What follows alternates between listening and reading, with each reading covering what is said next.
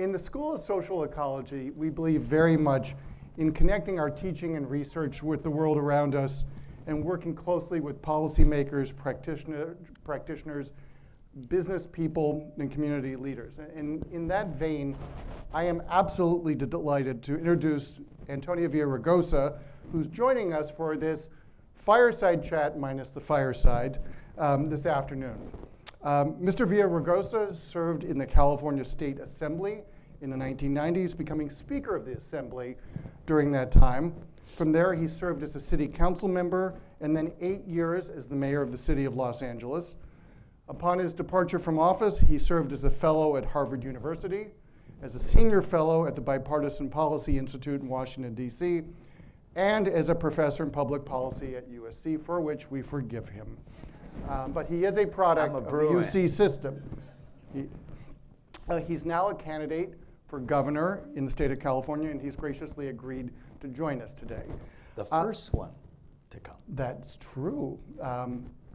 And I want to just remind everybody a little bit about the ground rules. So we are going to have a conversation, the two of us, for a little bit, and then we will open it up for a Q&A from all of you. As a reminder, we take seriously at the University of California the notion of engagement. So applaud, boo, have whatever views that you have, but we believe very strongly in civility at all times. And so I hope you will please join me, no matter what your political persuasion is, in welcoming Mayor Villaraigosa to us today.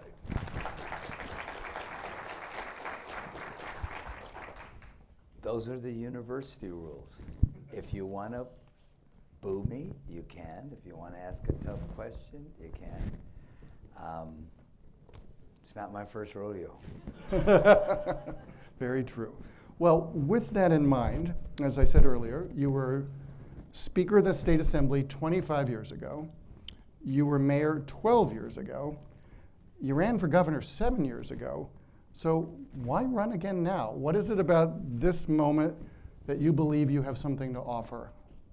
Well, first of all, it's great to be here, and I'm surprised there are this many people with the Dodger game going on and this beautiful fall day in Orange County. And thank you for agreeing to do this. Look, I tell people this is a state that's given me more than I could have ever imagined. My grandpa came here 120 years ago with a shirt on his back and a dream. My mom grew up here as well, and we lived in a home of domestic violence and alcoholism. Father left when I was 5.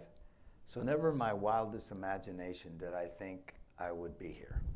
And I say to everybody, this state has given me much, more than I could have ever hoped for, but it's a state with big challenges.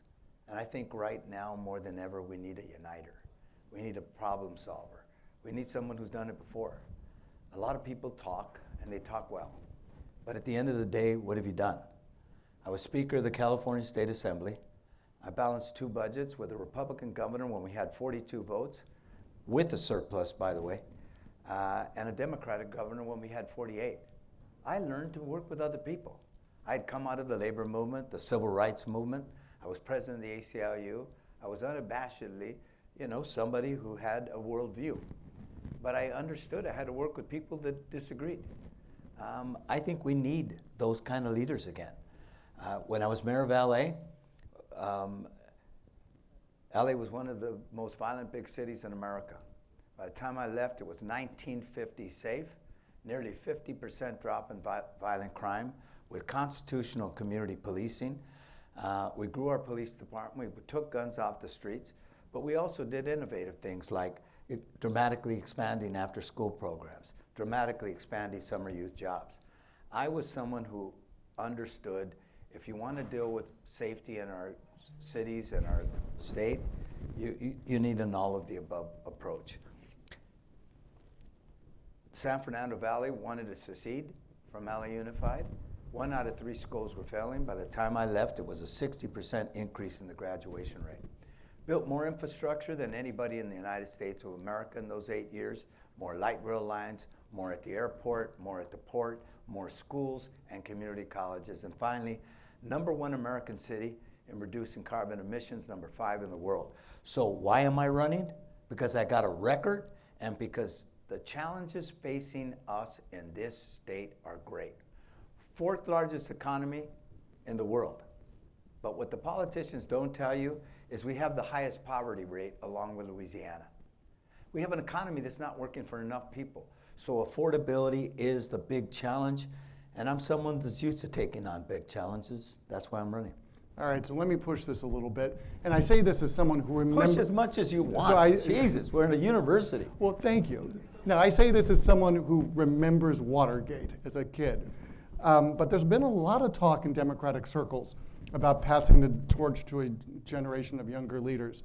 What do you say to those critics about the fact that you are, let's just say, not one of those younger leaders, and you're purporting to be one again? I'm a great-grandfather, and I was bragging to a few people over there how proud I am to be a great-grandfather. Look, I've been around, but this election is about young people, and all of the candidates in this race are roughly my age. I'm the oldest.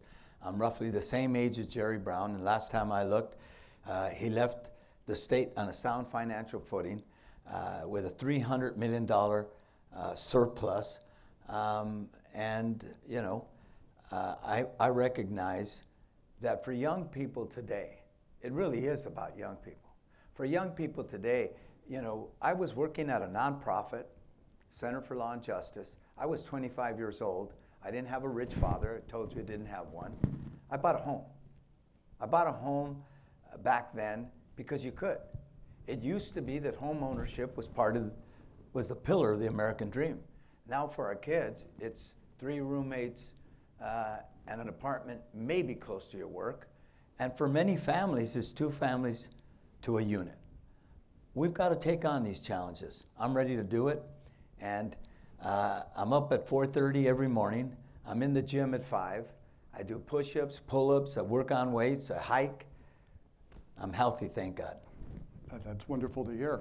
Now, you mentioned Governor Brown. Let's talk about the incumbent, Governor Newsom. How would you rate his performance as governor? You know, look, I'm not interested in rating his performance. I ran against him. I'm not running against him. I will say this. We don't agree on everything. I think he's done some good things without question. What are they? He expanded healthcare. That was important. That's critical because I believe healthcare is a right. He expanded childcare. Childcare is critical. Too many people go to work every day and struggle to make ends meet because they can't afford childcare. Those were 2 good things. Where do we disagree? He kept kids out of school for 18 months. No state in the country did that. The notion that, Republicans opened up their schools after 6. Private schools in this state were opened up after 6 or 9 months. Nobody in the Republican states got any sicker disproportionately than the population overall. We know that when you can't read in the 3rd and 4th grade, that's when you estimate how many prison beds you're going to have a decade and a half later. So I, agree with some things he did, disagree with others. A grade is silly. I'm not going to give him a grade, but I do agree with some things. I disagree with others. Okay. So around the country, Democratic governors have taken various approaches with President Trump and this current federal administration. So some, like Governor Whitmer from Michigan, have sought to find common ground when they could. Others, as we've said, like Governor Newsom, have decided to challenge him directly, some would say personally and often. What would your approach be in dealing with President Trump and the federal government?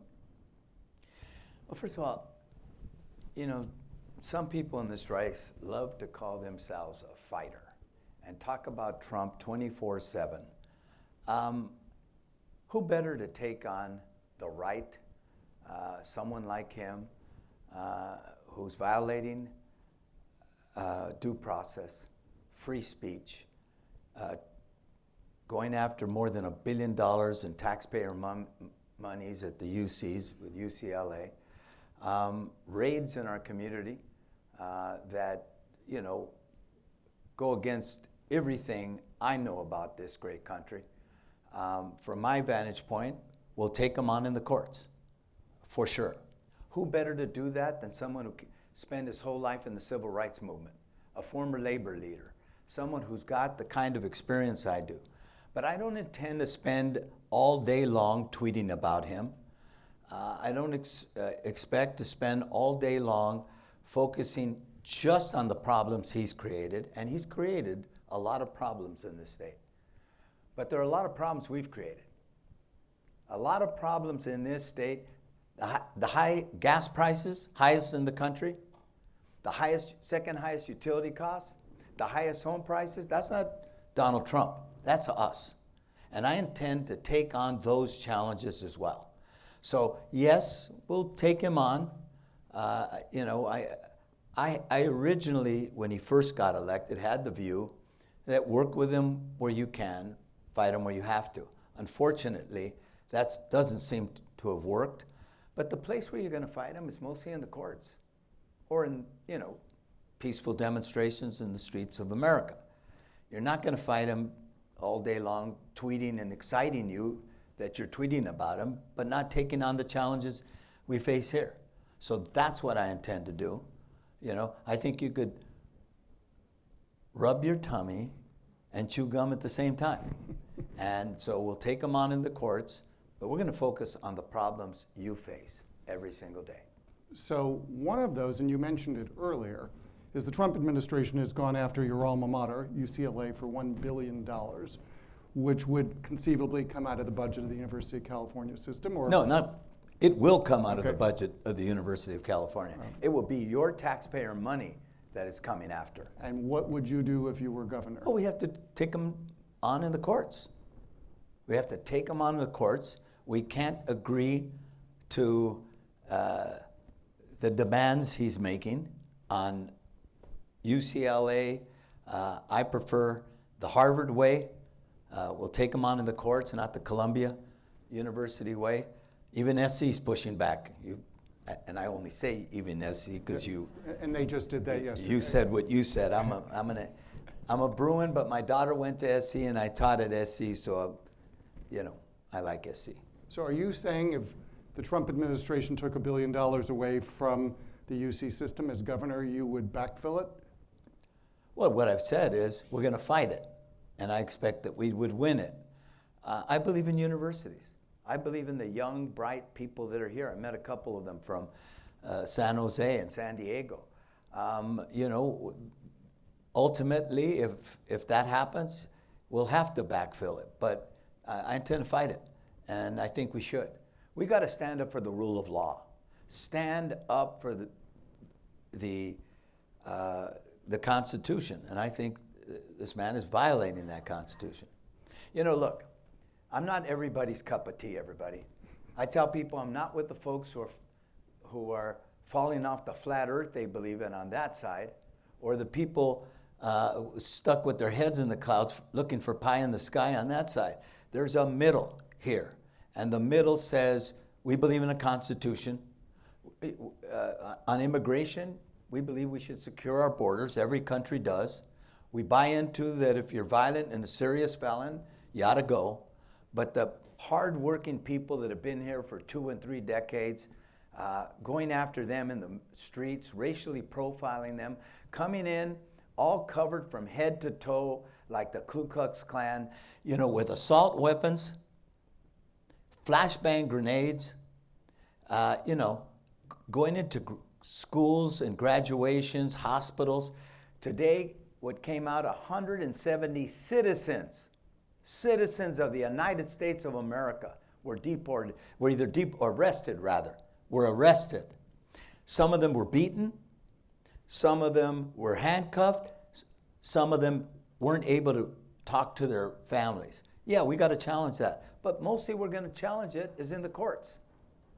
Not going to challenge it tweeting about him all day long. Are there any other things that as governor Though I tweeted about it today because that was particularly egregious. No. Because it was particularly egregious. 170 Americans.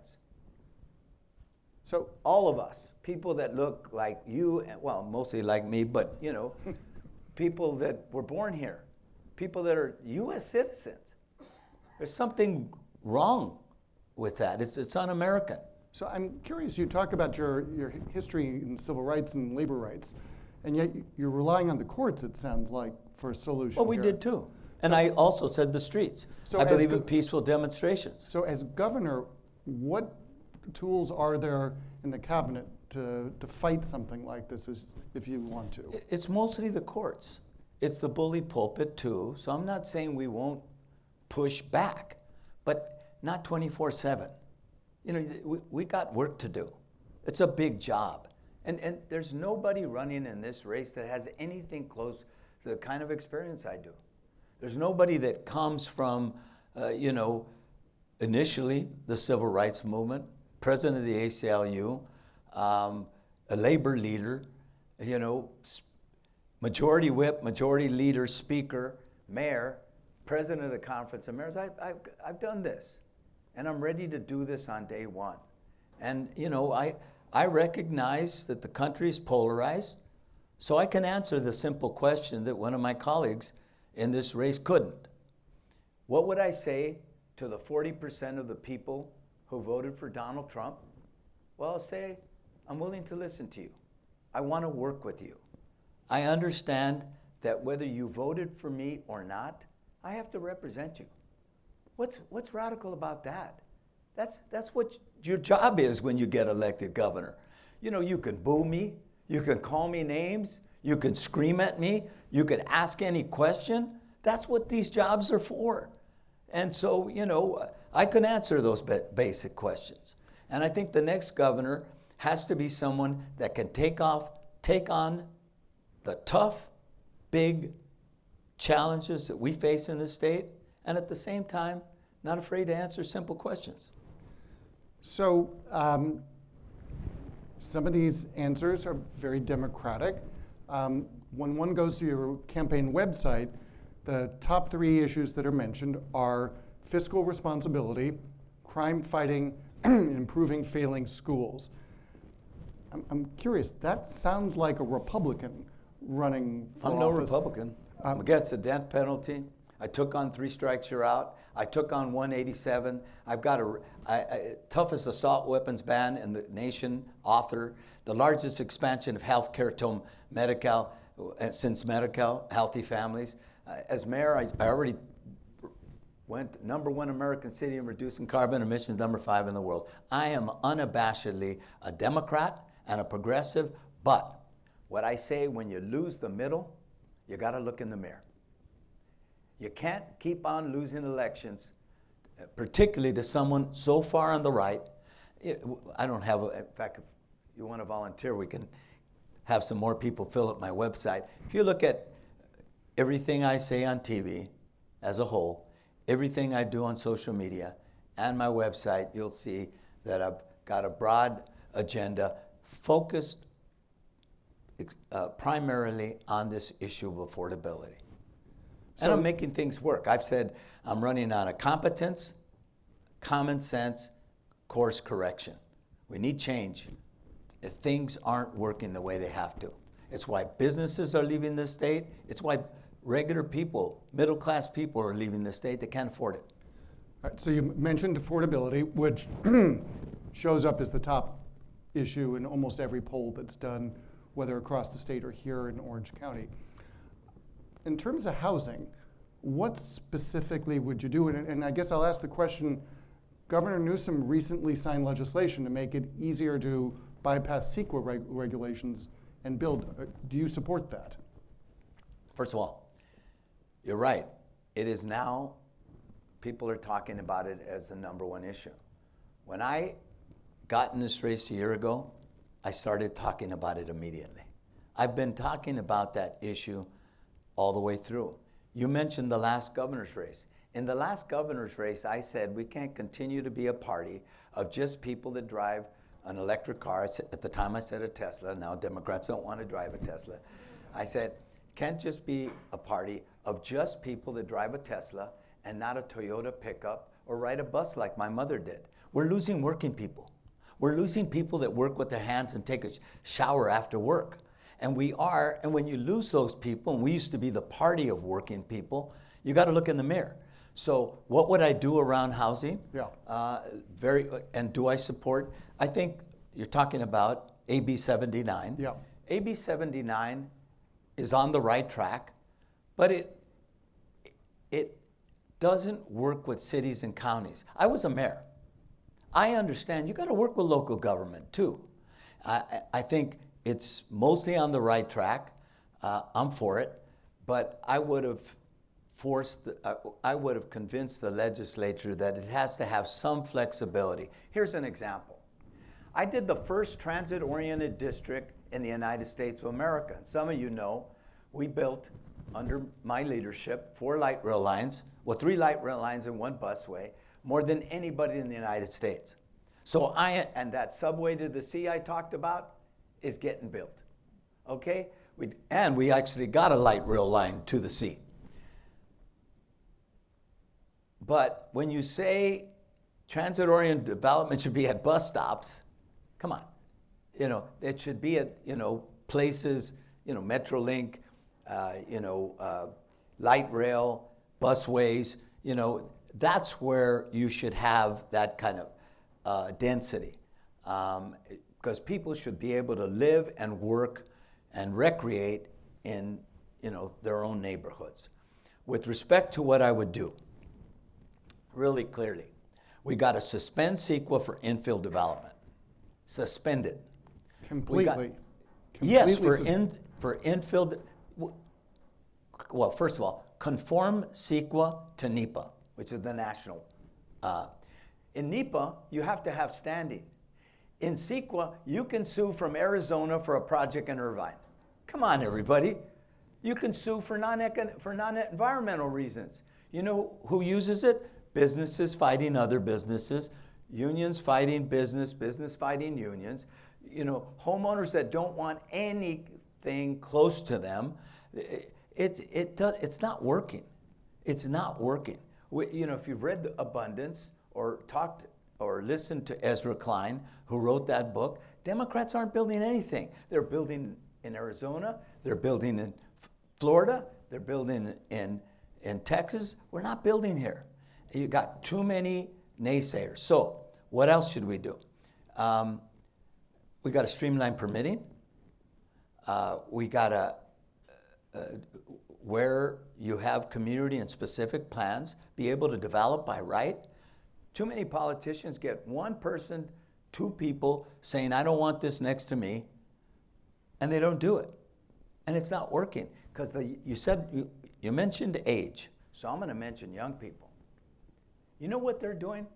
They're making it impossible for the rest of you to get the same house your parents and your grandparents got. That's what they're doing by saying no build. And it's unacceptable. And I'm not going to be for it. So, I do support most of what they've done so far. But I was a mayor, and I do want to collaborate and listen to mayors and local governments as well. But like Governor Newsom, when I see too many communities in this state saying no to that kind of growth, no, it's unacceptable. We're not going to accept it because these kids have a right to have an apartment, a home. Sorry, not kids, students. Have a right to a home and an apartment like everybody else. So another thing that has a generational split in terms of effect is Proposition 13. Would you make any changes to that? Look, I didn't vote for it. I made that very clear. I've talked about it, and by the way, I did vote in 1978. I didn't vote for it. It used to be that commercial was paying 60% of the freight and homeowners 40%. Now it's reversed. But I've said this, you're not going to fix it until you fix the whole broken tax system. The tax system is broken. Largest growth in the economy is the service economy, and we don't tax services. At the end of the day, we need a leader, and it's going to be tough. That won't be easy. That's a real big one. We need a leader to look at the whole thing. We have the highest income taxes in the country. Some people say, well, it was higher under Eisenhower? Yes, it was, everybody. But when you have all these states competing with you and all of them lowered taxes than you got a problem. So I want to look at the broken tax system. I think it's possible. Think Long has come up with a plan to do that. It won't be easy. It'll probably have to be revenue or tax neutral, but not increase taxes for anybody, but make it work. I'm willing to take on those issues precisely because, I'll get to your age thing again, precisely because I'm not running for president. I'm not running for U.S. Senate. I'd rather be transformative in 4 years than mediocre in 8. And we got a lot of problems in this state, and I want to fix them. For my kids, my grandkids, and yes, my great-grandchild. Let's be clear, I'm not exactly young up here either. Oh, I noticed. Thank you. And you still have all your hair, which is Yes, well done. I do. Having been in the state legislature before, does that give you a leg up in a way that other governors have not had here? It does. It really does. I walk in, I told him he can call me Antonio, and he said, no, it's either speaker or mayor. So you've been calling me mayor. When I walk into Sacramento, everybody says, Mr. Speaker. Why? I was speaker for 2.5 years. I was an effective speaker. You talked about sound like a Republican. All of the progressive legislation that came out in the 1990s came out in my 2 years as speaker. Toughest gun laws in America. Largest expansion of health care. Biggest effort to clean up the air. I'm the author of it, Carl Moyer, since the Clean Air Act until AB 32 and SB 32. The fact is, I was somebody on the job. So yes, they respect that. And I work with Republicans. This is a purple county. I worked with Scotty Baugh. I worked with Kurt Pringle. And, we disagreed. We fought. But we got things done.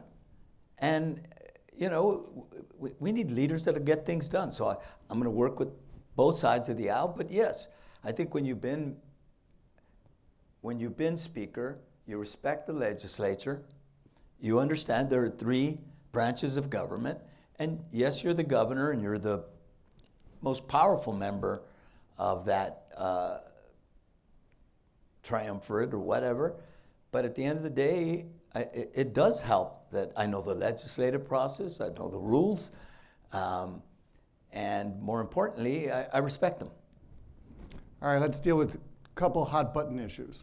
Prop 50, for or against? I'm for it. Why? Because the people have a right to voice their opinion. I actually supported Schwarzenegger. I was one of the few Democrats that said, yeah, take it out of partisan politics. Let's do a citizens commission.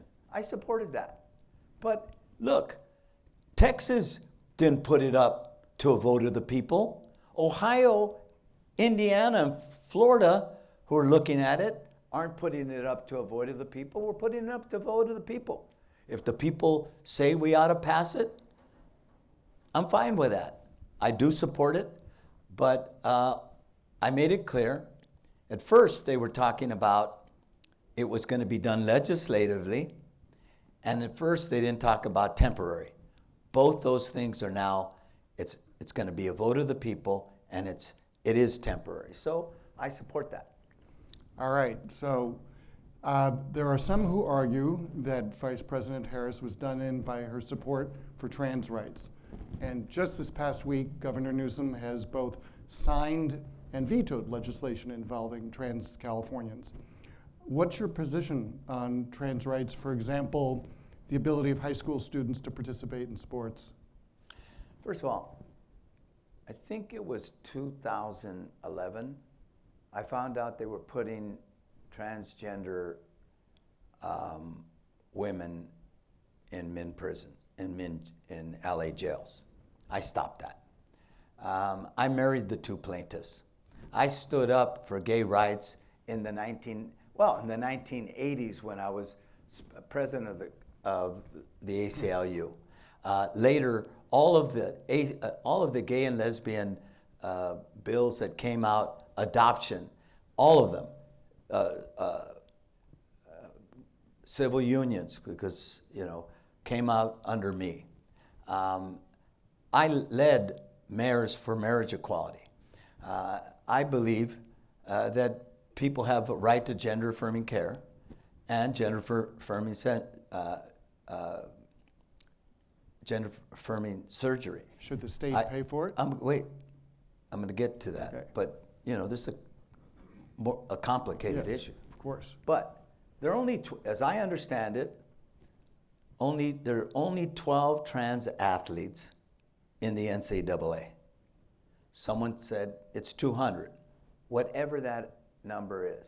If you ask me the question, do I think a trans athlete, a man who's gone through, a boy who's gone through puberty and now is a woman, should play women? No.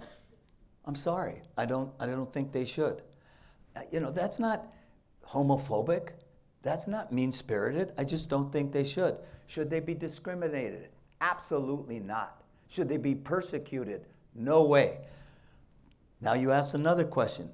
Kamala, if they're in jail, someone who was a man and now wants to be a woman and get gender-affirming care, should taxpayers pay for it? No. I'm sorry. Look, at the end of the day, we're talking about things, we're letting ourselves get isolated and demonized when we're not focused on the most important issues. I have a long record of fighting for LGBTQ rights, but no, I don't believe that. Now, I wouldn't have had a conversation with someone who calls them pedophiles and predators. I wouldn't have had that conversation. That's not a conversation I would have. I will always stand up against discrimination. And I do believe in gender-affirming care. I don't think taxpayers ought to pay for it, but if they have what's it called? Healthcare plans, sure, absolutely. Okay.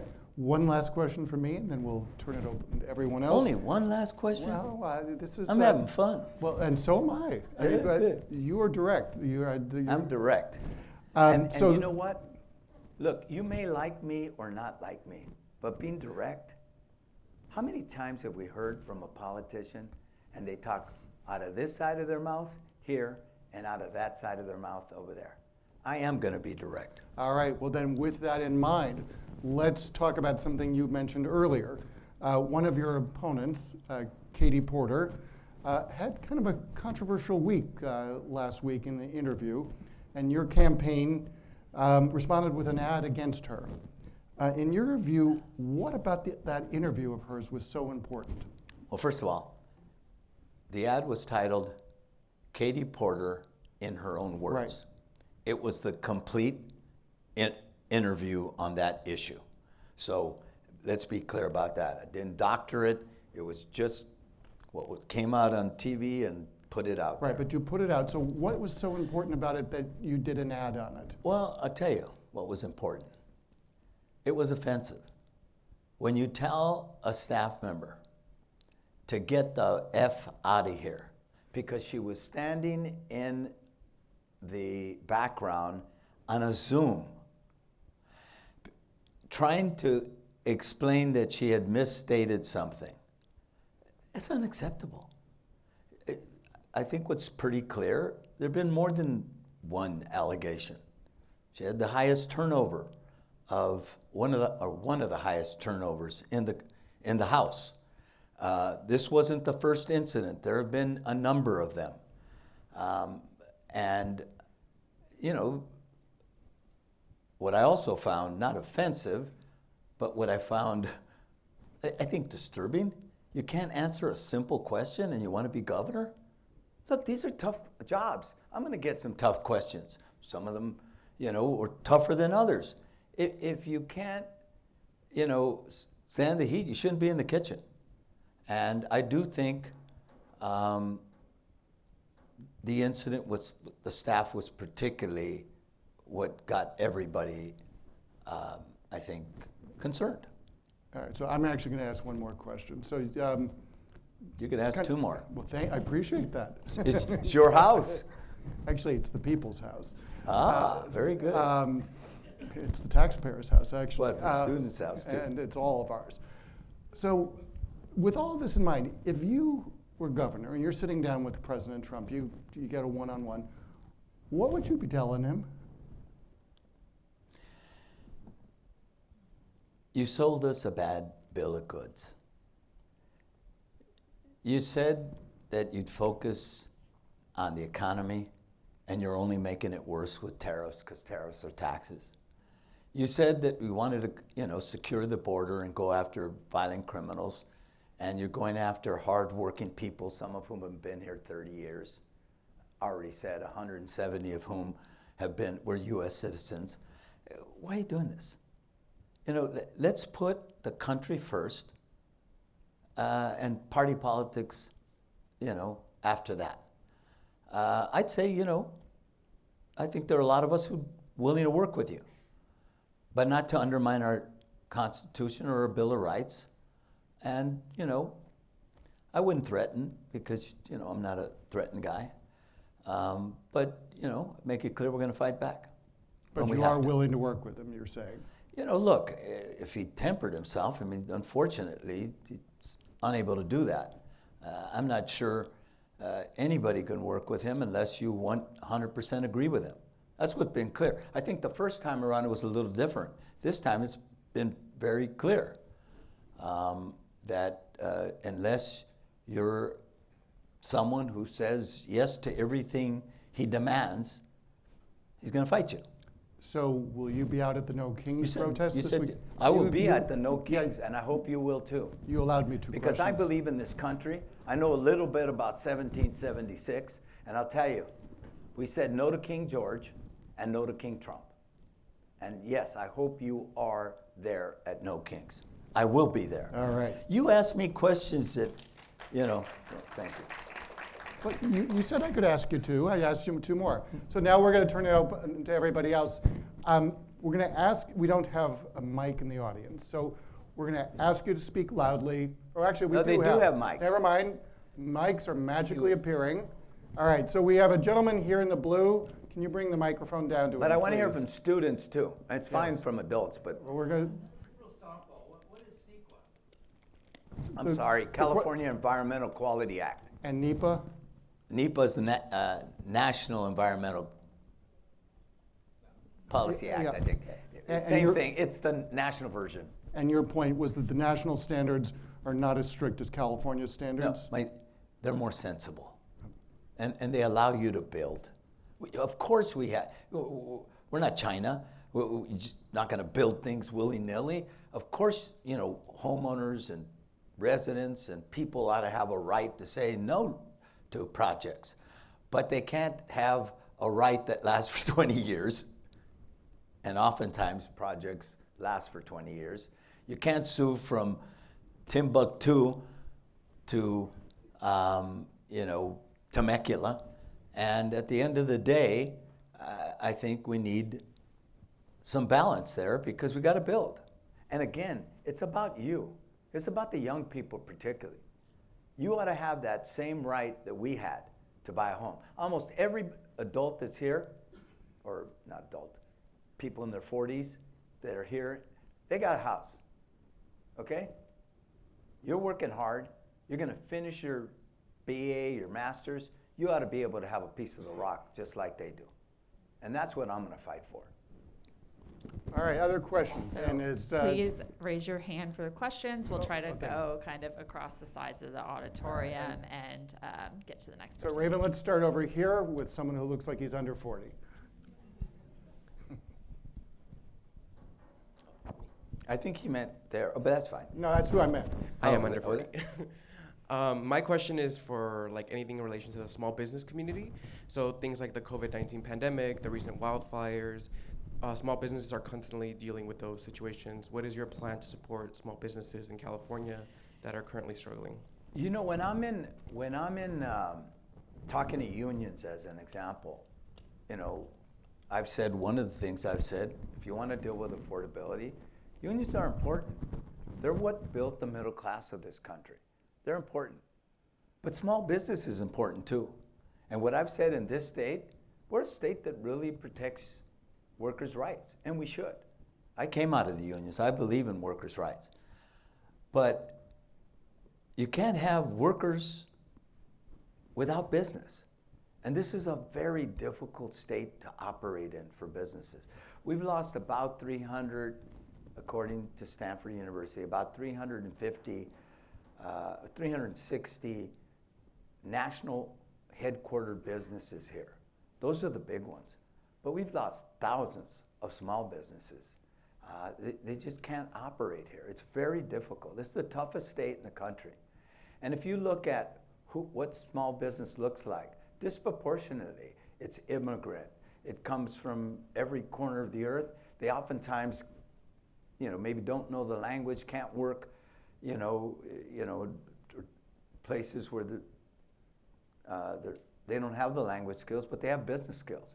And they're starting these businesses, and it's really difficult. So I want to make it easier to operate small businesses. I did when I was in LA. I was very pro-union. But I also said, how can we have a gross receipts tax on top of a sales tax? Why don't we have a sales tax holiday, gross receipts tax holiday, and bring in more businesses? And we did. If you look at LA downtown, and maybe you don't go there much, but if you looked at LA, we had 20,000 people living there when I started, or maybe 25. By the time I left, it was 60. We made it safe. We brought in businesses, and people wanted to live there. So I'm big on addressing, over-regulated small businesses. Some farmers I was with in Coachella were telling me, in Fresno were telling me, 10 years ago, with all the regulations, it basically costed them about $160 an acre. 10 years later, it's $1,600 an acre. You put one rule on top of another rule on top of another rule, and they may all seem great, but when you wake up, you're making it really difficult for them to operate. And everybody, you got to understand, small business, we've lost a lot of the big businesses. Small businesses are key. Not to mention tech, AI. We have the brains, but the brawn is going to Texas. The brawn are going to other states. And we don't want the young people who are here graduating, who want to live in sunny California, and have to move somewhere else because the jobs are somewhere else. So, we have the fourth largest economy and the highest poverty rate. So we got to grow our businesses too. Other questions? This young man right here. Yeah, in the blue. And then the young man over there who I talked to. By the way, this is one of my students. Ah. Oh yeah, thanks to hike up the expectations there. But, What's your name? My name is Jalen Starks. Thank you for being here today. I kind of wanted to ask a particular question about gun control. A recent law, AB 1127, was signed into place that's supposed to ban Glocks, which is one of the most popular handguns in the country, if not the world. How do you intend to kind of balance our need for adequate gun control laws with Second Amendment rights for Californians? Well, first of all, look, I said I believe in the Constitution. The Second Amendment is part of the Constitution. But when we passed the Second Amendment, we didn't have assault weapons. So we didn't have, we didn't have some of the firepower we have today. I told you when I was Speaker, I authored the toughest assault weapons ban in the country at the time. I authored Saturday Night Special because that was the gun, cheap handguns were the gun of choice back then. Safe storage, trigger locks, and the like. Basic things that don't violate the Second Amendment. I just don't believe that assault weapons have a place on the streets of America. But I also believe, I don't think you hunt ducks. In fact, I know you don't hunt ducks with assault weapons. And so I believe in hunting. I'm not a hunter, but I believe in hunting. But I also believe that we ought to have universal background checks. We ought to ban straw purchasers. That's you buying a gun for somebody that can't buy a gun. And oftentimes they don't just buy one, they buy dozens and dozens and dozens. And so I believe that we can have that balance. I think most of the country is there. Even the NRA members, something like 80% of them believe in universal background checks, and we still haven't passed it. So I think that's the balance. Other questions? Gentleman over there, my friend that was talking to me, the young student. Mayor Villaraigosa, Speaker Villaraigosa, thank you for being here. Thank you. During the interval, you were mayor of Los Angeles. Governor Newsom was also mayor of San Francisco. And when he got elected mayor of San Francisco, he pledged to end homelessness in San Francisco. He's not here because I'd like to ask him how's that going. But as you know, this homelessness problem is enormous, right? And I'm wondering what your ideas are for what you would do as governor of California to deal with the homelessness problem. And the context, of course, is we have, by estimate, somewhere around 185,000 homeless people in California. I think 40%. 2019, it was about 150,000, and according to the California Auditor's Report, State Auditor's Report, independent, as you know, and other institutions like Hoover Institution, some $37 billion have been spent on homelessness since 2019. Well, actually, the number I've Right. heard is 24 billion, but I agree with So you. even 24, take 24 Okay, and so divide 20. that by I'm gonna answer it. 150,000 and you get a very big number. So $24 billion. Where'd it go? You're asking the right question. 24, 37. I mean, we have a right to ask. That's not right wing. That's not mean spirited. You have a right to. What happened with the 24 billion? Well, actually, they did have an audit. I think you know about it. That audit was inconclusive. We know a couple of things worked, but obviously a lot of it didn't work. When we're building homeless housing, on average, $850,000 a unit. In Santa Monica, more than $1 million. I mean, there's something broken with that. There's a balance, there's a middle here. I think most of us, at least me, I don't believe in criminalizing homelessness. I do believe in compassion, but I don't believe in chaos. And when you have people selling drugs in front of cops, you got chaos. And I'm talking about fentanyl, I'm talking about crack cocaine, I'm talking about heroin. When you have encampments in front of schools and parks, we know what neighborhoods they're going to be in. I think it's unacceptable. Look, Democrats like to say that 60 years ago, Ronald Reagan closed the mental hospitals. That's why there's so many mentally ill people. Well, we've been in office for 27 years. Why haven't we opened up? For the folks who remember, One Flew Over the Cuckoo's Nest, it was too easy to put people in mental institutions. Now families who love their child and go to the court and try to get them committed can't. Look, we need locked institutions for some people who are a threat to themselves and others. We need to take the position. If you're offered a bed and services, you don't have a right to be, on the streets. You just don't. We need to provide the drug rehab and have the resources for that. We need to have the mental health facilities and mental health professionals. I met, I think, somebody that was a psych professor here. I'd love to hear, some of the ideas that we need with respect to that. But I'll tell you, this isn't working. This is not working when you spend $24 billion. That's what the state spent.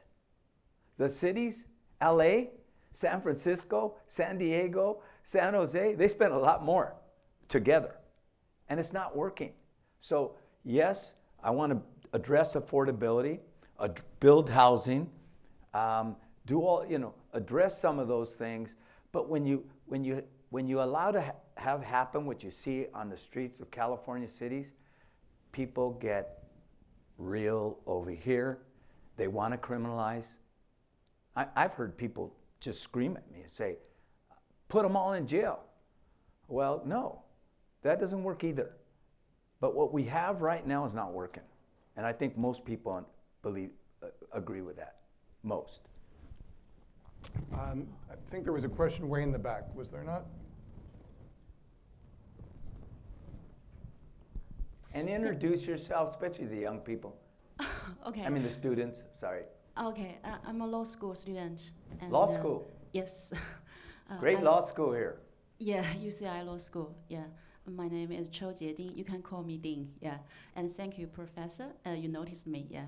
I'm 40, so. You're still young. Thank you. You're not still so young. young. Yeah. I have 2 sons, so I came here to pursue my 3rd master because I want to become an American lawyer and specialize at criminal defense. Yeah, that's why I came here. I want to ask you a question about my career path because I'm working in China for 50 years as a criminal law defense, about 7 years. Yeah. And I want to protect human rights, and You want to protect what rights? Human right. Human right. Human People's rights. Human rights. rights, Human yes. Please. Yeah, yeah. So actually, I will pass the CA bar in the near future. Yeah, and to be a lawyer here. Yeah. So I want to hear some suggestions or ideas from you about what's your idea about criminal defense and or how to protect humans, people's rights in a criminal case. I heard some of your presentation just now about how you work the ladies in prison. Yeah, I feel very comfortable, and thanks for your support for those poor people. Thank you. So first of all, thank you for the question. And what a beautiful thing that you want to work in human rights. Around the world, this strongman government that we see here in the United States, it's actually a phenomenon that's happening all around the world. Of course, China, Russia, Cuba, but you see it in Hungary. You see it here in the United States. You see it in countries all over the world.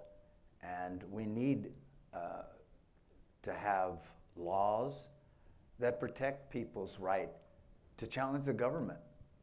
That's what America was founded on. We challenged the king. We challenged the notion that you could tax us without representation, that people had due process rights and the like. And so I think what you're doing is really important. I think we need more of them around the world and here. And so thank you for that. And I said I was president of the ACLU. I believe in our Constitution. I believe in the Bill of Rights.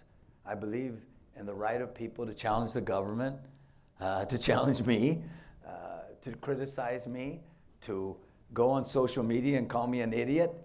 I think that's their right.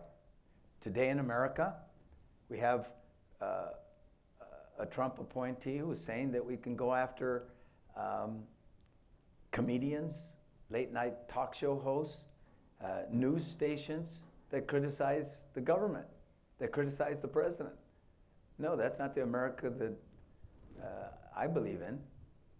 I think she is more open to the rights of people to challenge the government. So thank you for that.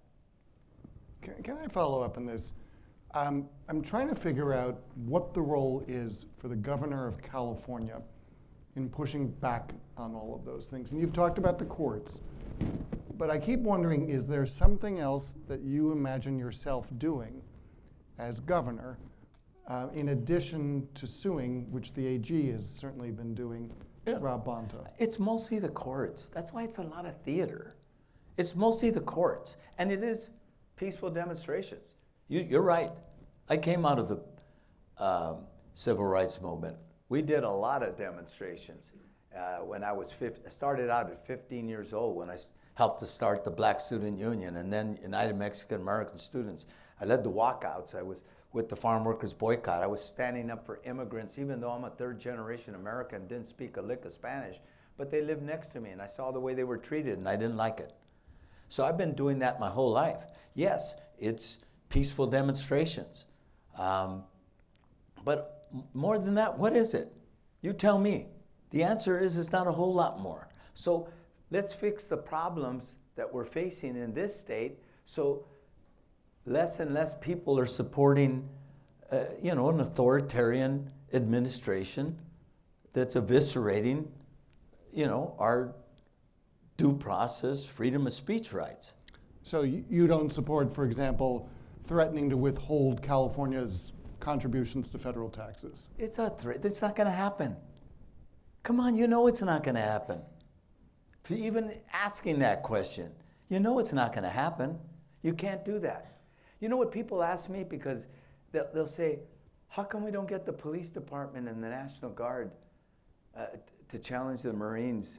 It's not going to happen. But people do have a right to peacefully demonstrate. We do have a right to boycott. We do have a right to do, there are a lot of tools in the toolbox. This King's Rally, no King's Rally, I think it's important. Because I don't think we should have kings in this country. I'm going.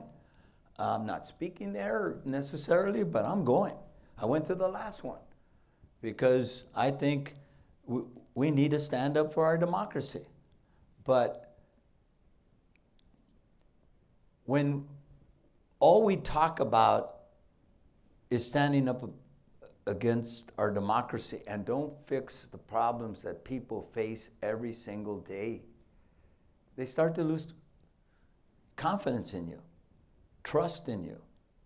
And that's why I said, you're right. We're losing the middle to the right, and I'm not for it. But I'm willing to work with, people that want to work to make our country better. I'm going to work with anyone. All right, do we have a couple more questions? Yes, right, we'll go right here, who happens to be another one of my students. Yeah, I was gonna Actually, say let's wait for the mic, if you don't mind. Good evening, gentlemen. I just wanted to ask, you talk about expanding building operations in California. Does that I talked about what? expanding building operations in California, expanding building availability in California. Does that include renewable energy, and does that include or reliance on the gas wells in LA or off the coast of Huntington Beach or in Bakersfield? And does that also include options such as nuclear energy that have shown to be a alternative that is not very looked at just because it does have negative connotations associated with it? It's an all of the above strategy. I already said, I'm Speaker of the Assembly. I did the Carl Moyer Act.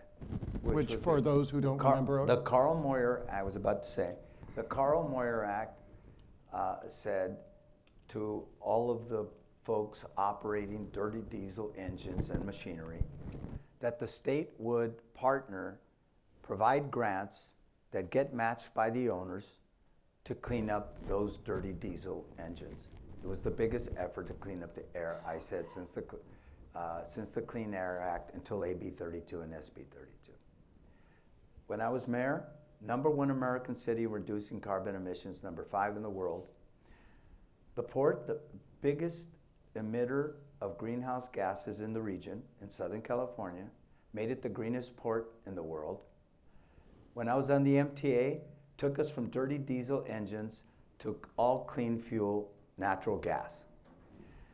I believe in an all of the above approach, like Norway. Norway is a green country, everybody.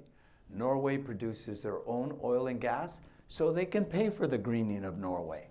So what I've said is, if we keep on closing down refineries, we've closed down 2, those refineries produce the cleanest fuel in the United States, some say the world, but certainly in the United States. We close them down, we have the highest gas prices. If 2 more close down, and it looks like those 2 are going to close down, gas prices are going, according to SC, a trusted academic institution It's to okay. $8.75 to $10 a gallon. If you do that, people are going to walk away from climate change and action. So what I've said is, today we produce more solar than we can use. So we give it away for free because we don't have the battery power. And I know some of you are working on that here, and so are they at UCLA, MIT, and other places. We don't have the battery power. So we give it away to Arizona in the summer. They pay 2 cents a kilowatt more than we paid to develop it. So this is what I've said. Yes, we need renewables.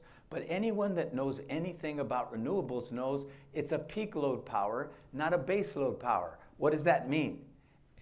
You only have wind when you have wind power when you have wind. You only have solar power when you have sun. So you need battery power. I want to work with the US, the UCs, to supercharge the development of that battery power. But until then, we need natural gas. We need hydrogen. We need small nuclear. And yes, we're going to need oil. This is made out of oil. There's almost everything that you use.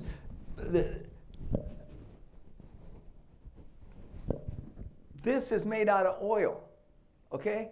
It's like this notion that we're gonna just get to net zero by 2045 and not use small nuclear, not have transition fuels in between. It's poppycock, and let me tell you why. We want to get to all electric cars by 2035. That sounds like a great goal. How many of you are for that? Probably all of you, right? Most of you. No, only a couple. Let me tell you why. Let me tell you the problem with it. We built 167,000 charging stations in 10 years. We need 2 million in the next 10 years, everybody. And if we built the 2 million, we don't have the grid. So let's build transmission lines. So the other part of your question, when you talk about building, not just housing, we need to build transmission lines. We need to build hydrogen plants. We need to build all of what we need to get to net zero. And I want to get there for all the for the young people who want to raise their children here. But what we're doing doesn't make sense. Anybody, the experts will tell you, you got to do it all. And so yes, including small nuclear. It's advanced. You know, people your age, who's filming over there, you know, your age, people remember Chernobyl and 3 Mile Island. The technology is different now. With small nuclear, you could put it on the back of a truck. You know what I mean? That's a fact. So let's do all of that. That's all I'm suggesting. Thank you, sir. All right. Why don't you hand a mic right And I back to think- that man right next to you who's, Bill, go ahead. Hi, I'm Bill Lester. I'm a new professor here. Since I'm a professor, I have to ask a pointy-headed academic kind of question.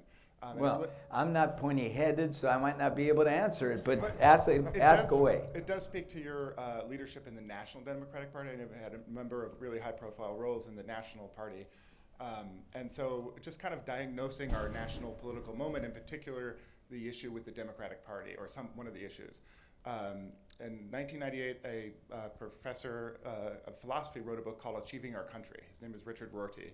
And many people, after Trump was first elected in 2016, said, this is the academic who predicted we'd have this kind of dictatorial, leader. And his argument was that the left in America has kind of been splintered and gone too far down the road of sort of identity politics. And in the Clinton election, Clinton versus Trump, that was a big issue of, to some extent, the Democratic Party has gone too far down the road of lobbying for racial justice and trans rights and gay rights, and has lost the white working class voters. And that's ultimately why Trump won. And so what can the Democratic Party do to solve this, what I could phrase it as a tension? On the one hand, I'm proud to be a Democrat that stands up for racial justice and those kinds of rights. But on the other hand, I don't like losing elections. And if you look at the Trump base, they're voting against their economic interests. So what can the Democratic Party do? And what can we do in California to speak to working class voters in a more meaningful way? Talk about the issues they care about. When you have an economy that's not working for so many people, we only have 5% unemployment right now. So these people are working and they can't afford rent. They can't afford gas. They can't afford health care.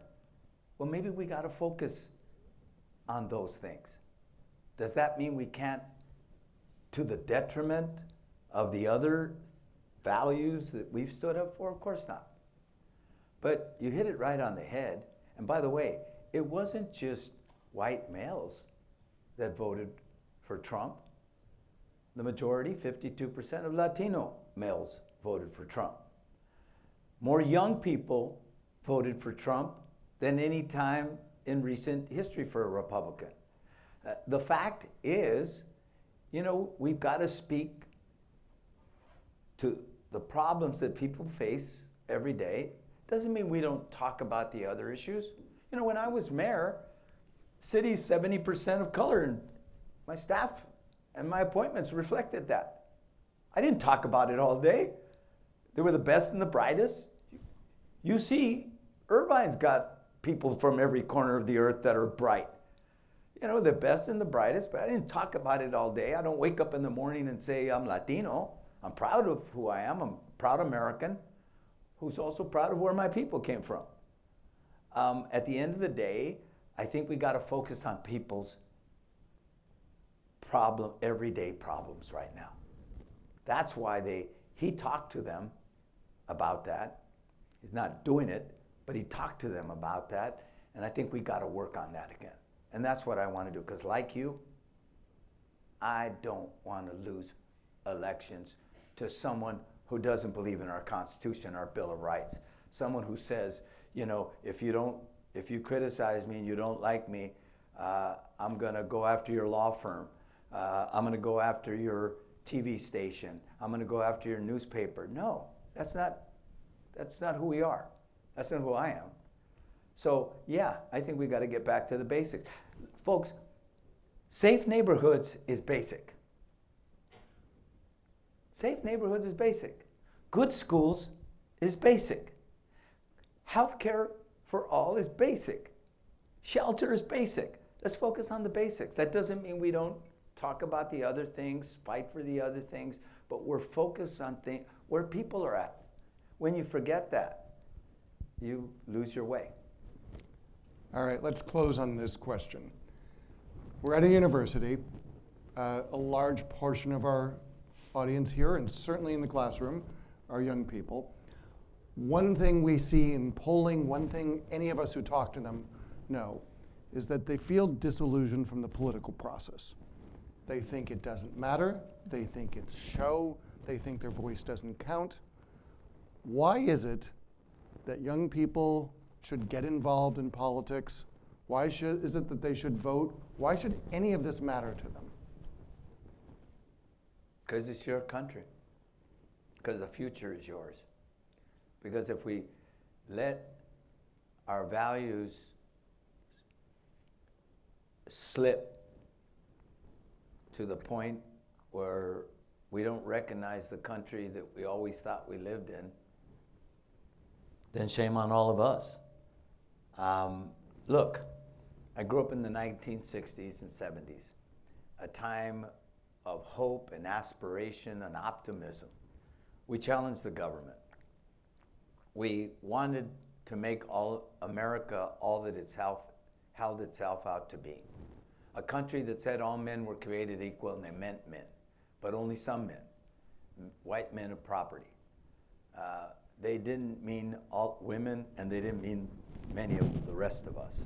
We have fought hard over the centuries to make America what she's held herself out to be, and we got to protect it.